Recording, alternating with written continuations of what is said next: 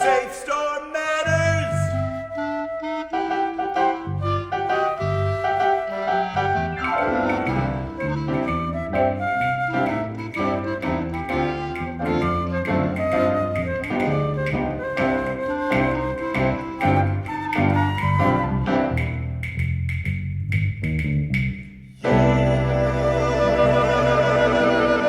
Hi, I'm Marty Cohn, and welcome to episode 6 of SAFSTOR Matters, a program that features activities at Entergy Vermont Yankee plant site. To review, in August of 2013, Entergy announced that it would close Vermont Yankee by the end of 2014. This occurred on December 29th of 2014, and by mid-January of 2015, all the nuclear fuel was removed from the reactor and placed in the spent fuel pool. VY certified to the NRC that the reactor had permanently ceased operations and was permanently defueled. A lot of work has been done to transition the plant and organization to support long-term storage prior to physical decommissioning. Now, in episode 1, we had VY Government Affairs Manager Joe Lynch give us an overview about the decommissioning process. In episode 2, we heard from VY Emergency Planning Manager Mike McKinney and Greenfield, Massachusetts Fire Chief Bob Strahan tell us about the Emergency Response Organization. In episode 3, Ken Swerner, VY Senior Project Manager for dry fuel storage, discussed spent fuel management. In episode 4, Jennifer Strassen, who is the program director of the Institute for Nuclear Host Communities, talked about the economic impact of VY closing. Paul Paradise, VY's director of decommissioning, told us what's going to be happening over the next few months. And today we have Eric Howes, Public Affairs and Government Affairs Manager for Maine Yankee, to discuss the Maine experience. One that was considered the gold standard, of course, before Vermont Yankee. Welcome to the show, Eric. Thank you, Marty. Pleased to be here. Great. And I appreciate you making the trip over 2 states to get here. But before we begin, tell us a little bit about yourself.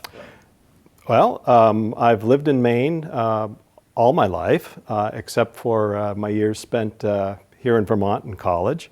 I worked at Maine Yankee since 1993, during the last few years of plant operations, through the decommissioning, and now through 10 years of dry cask fuel storage. Wow, that's a lot of time in Maine and at Maine Yankee. So what's going on now in Wiscasset, Maine? Wiscasset, Maine is about an hour from Portland in the Mid-Coast area. Among other things, Wiscasset is a popular tourist destination, especially at this time of year.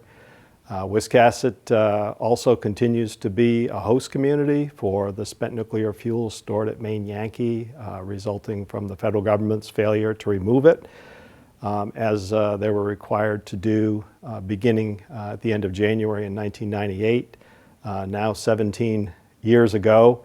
At Maine Yankee, we have stored 60 canisters of spent nuclear fuel and 4 canisters of what is known as greater than Class C waste, which is essentially steel that was removed from the reactor vessel during the decommissioning. All right, so just to give us some background, when was Maine Yankee built and when did it go online? Sure. Maine Yankee was constructed between 1968 and 1972, so it went online in 72. Wow, that's the same time that Vermont Yankee and went roughly online. the same era, yeah. Wow, that's pretty. Now, who owns Maine Yankee? Maine Yankee is owned by 8 utility companies here in New England. And is there a connection, this Yankee theme, is there a connection between Yankee Row in Massachusetts and Connecticut Yankee in, obviously, Connecticut? Sure. Maine Yankee, Connecticut Yankee, and Yankee Row are separate companies. but they're in the same position, meaning that they were decommissioned during the 1990s. Each of the sites is fully decommissioned. The plant site is fully decommissioned, with the exception of the dry cask storage facility, which remains at the site. So the Nuclear Regulatory Commission has reduced the license at those sites down to the fuel storage facility. When the Department of Energy finally removes the spent nuclear fuel and the greater than Class C waste from the sites, we'll go through a separate decommissioning for the dry cask storage facilities. And when the NRC terminates the license, the companies will go out of business. So the companies have some ownership in common, and they also share management services across the site. So there is that link as well. So the plant went online in 1972.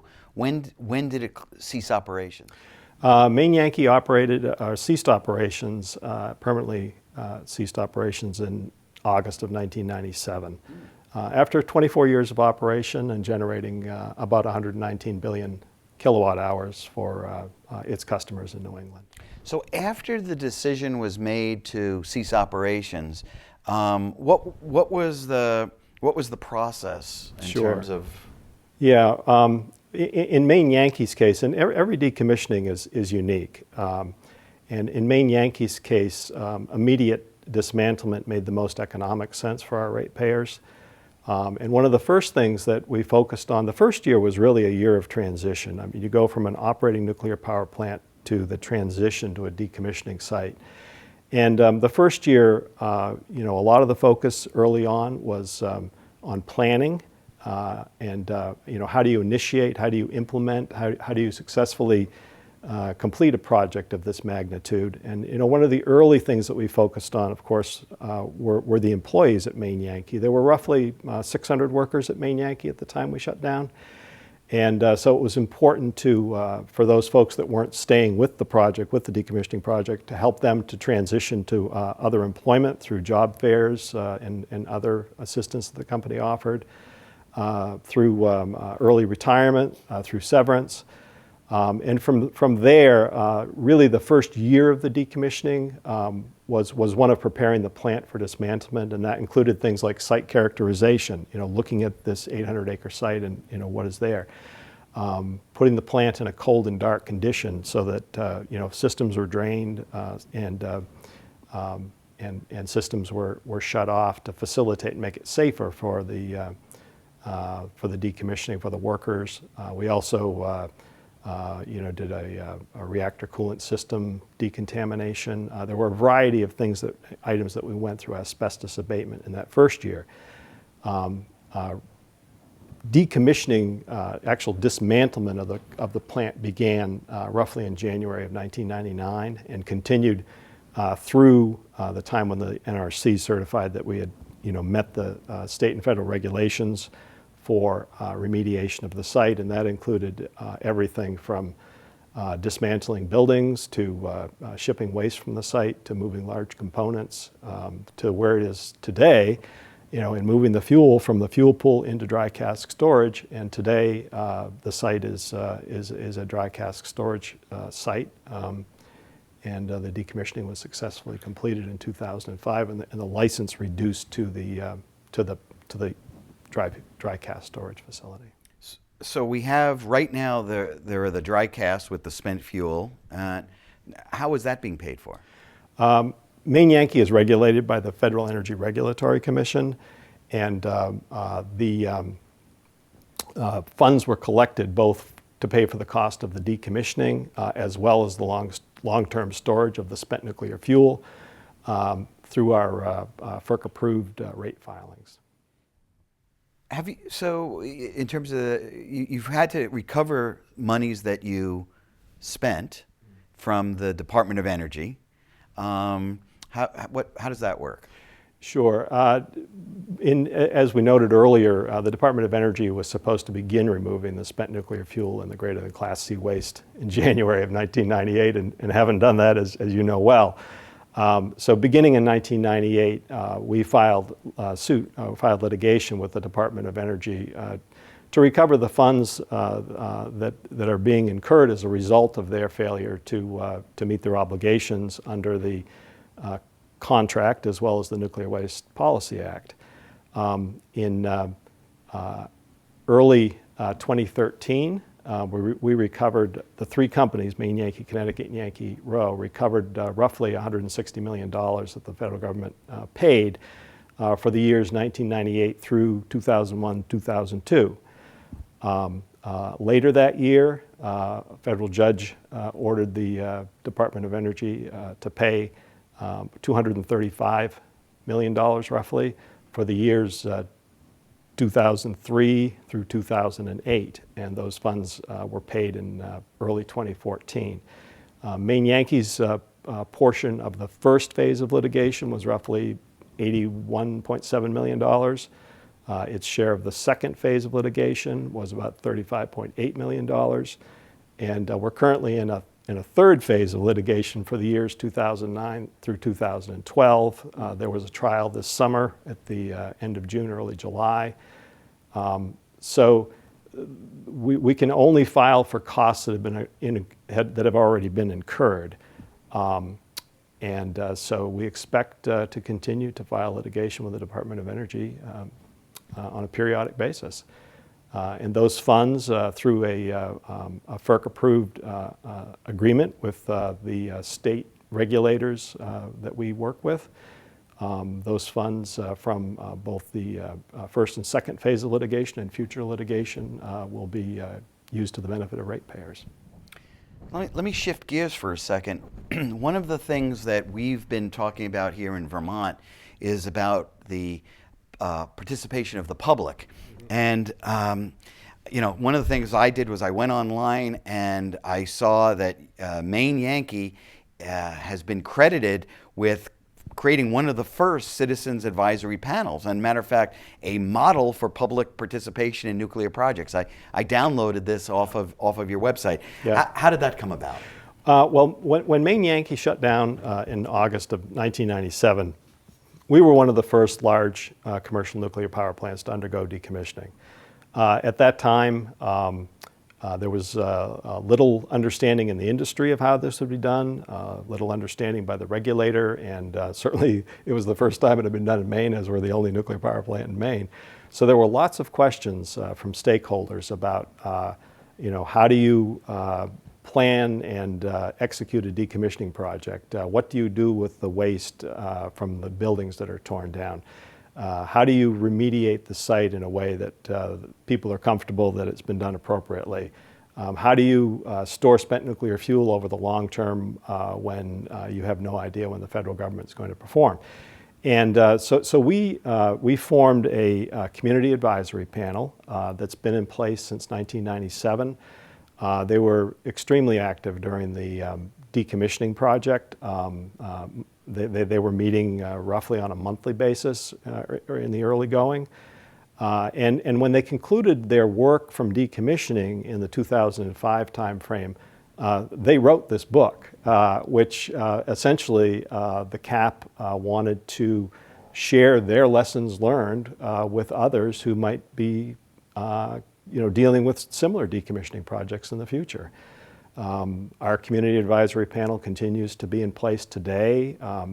When the decommissioning was complete, they realized that spent nuclear fuel would be on site for potentially many years to come, and they wanted to have a role in advising the company and continuing to serve really as a formal vehicle of communications to the community.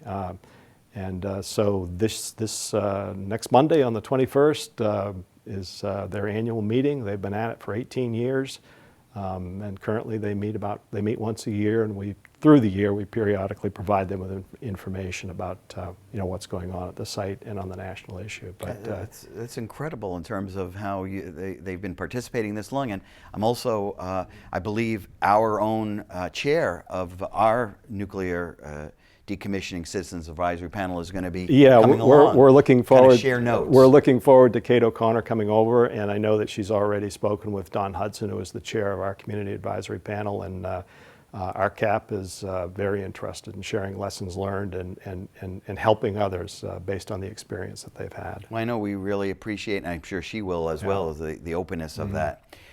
Well, we're going to take a short break right now to see a video we found of the removal of the Maine Yankee reactor. This is just like the History Channel. Be right back. Well, Maine Yankee really cool. 15-second notification. 15-second notification.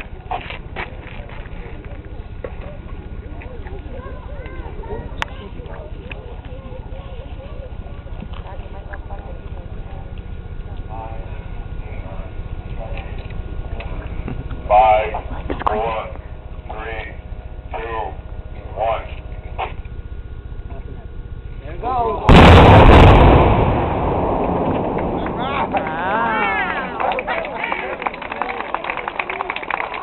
I've never seen it.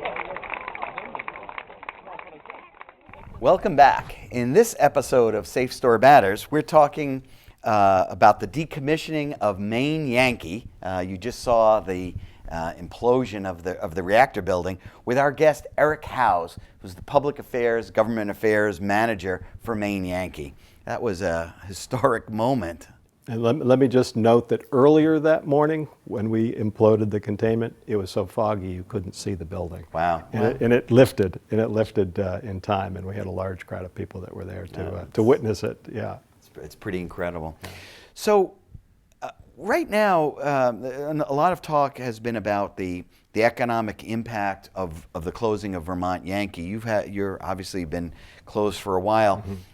Has there been an economic impact to the closing of Maine Yankee to the host community, Wiscasset, and Maine in general?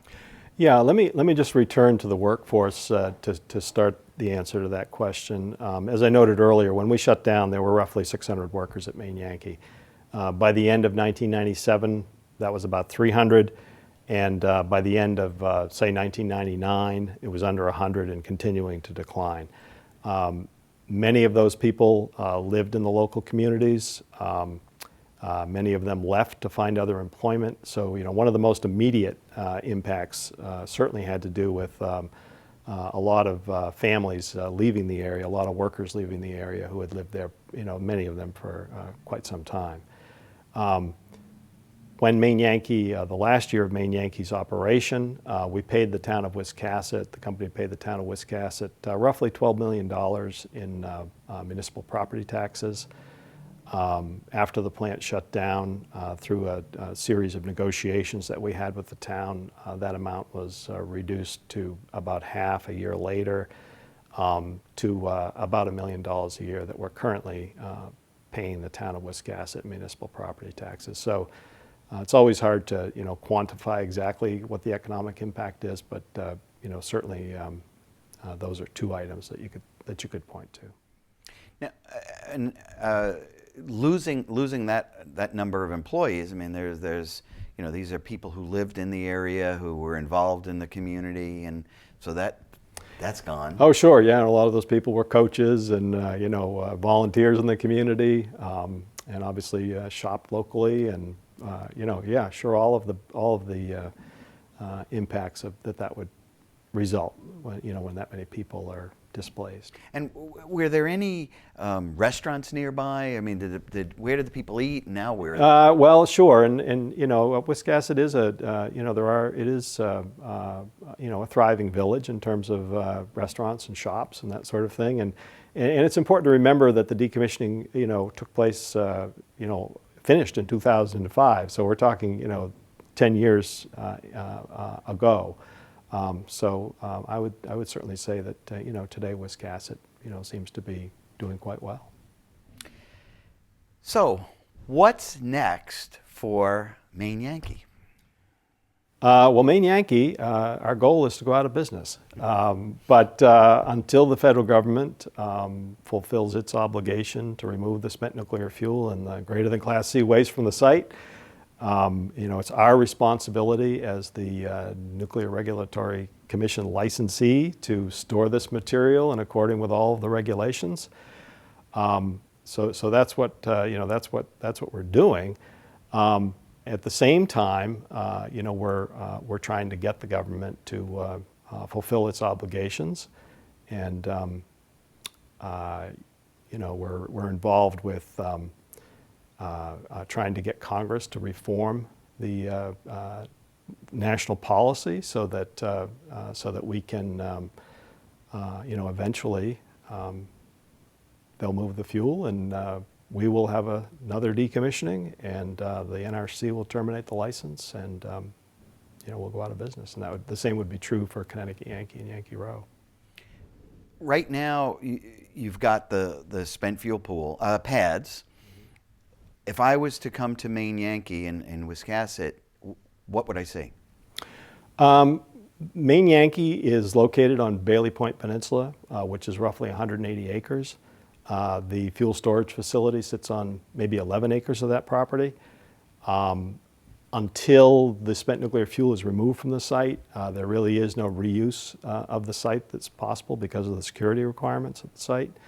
The cost to store this material at the site is roughly $10 million a year. And, there are, aside from our security force, which we can't discuss, there are a very small number of people to operate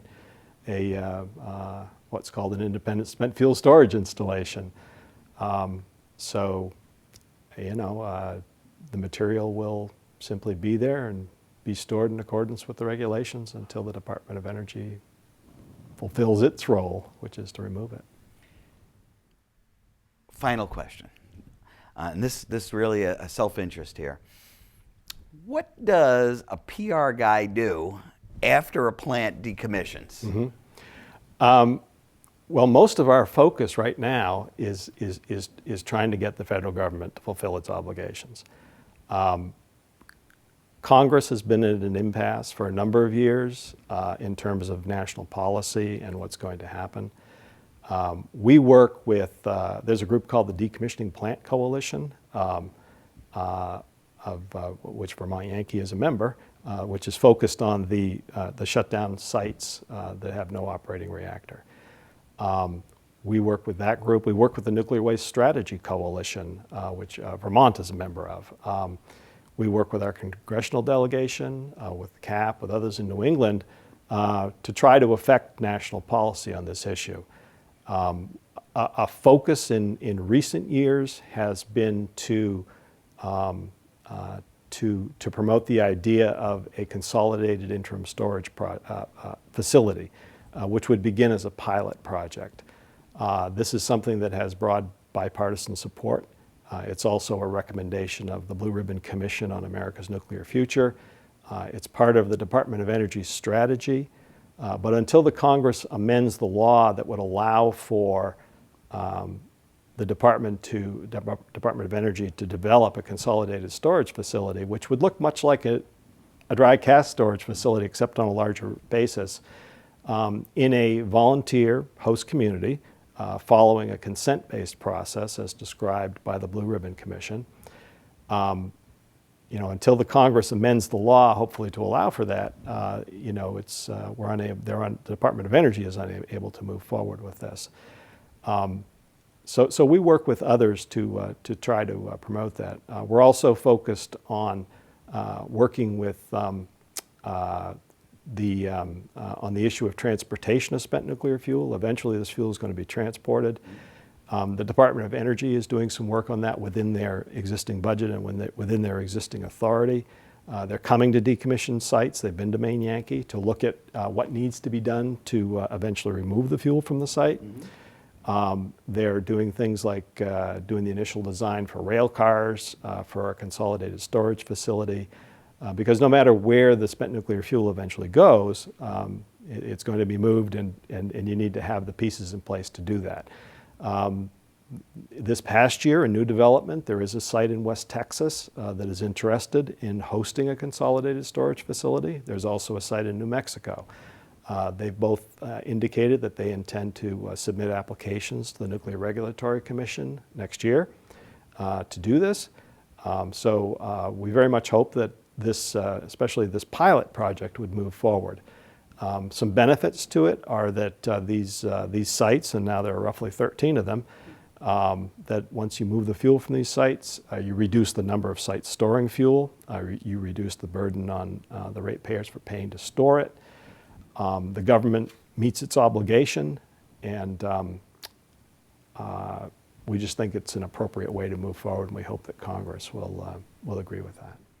Well, I too hope that as well, and I also look forward to joining with you on these committees. Sounds like there's a lot of work that's been done and a lot of work to be done. Thank you, Eric, for being on the show. For our next episode, we're trying to get one of Entergy's attorneys to come on this show to discuss some of the legal issues around decommissioning. Special thanks to Dennis Cordell for writing the original music for this show. You're probably going to be humming that song all the rest of the day. And to Karen Wilson for all her behind-the-scenes work here. And let's not forget the folks at BCTV who are just a pleasure to work with. Thank you so much. For all of us at Vermont Yankee, I'm Marty Cohn. Thanks for watching.